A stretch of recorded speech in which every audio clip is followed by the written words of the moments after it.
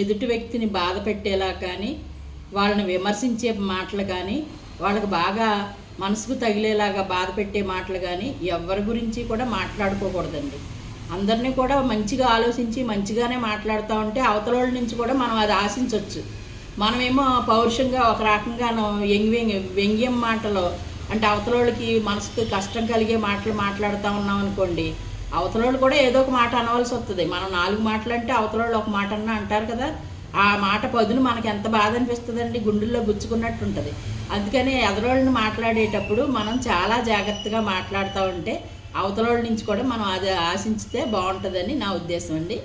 అలాగే ఎదుటివారిని ఇబ్బంది పెట్టే చేసే పని ఏదైనా సరే ముందుకు సాగదు.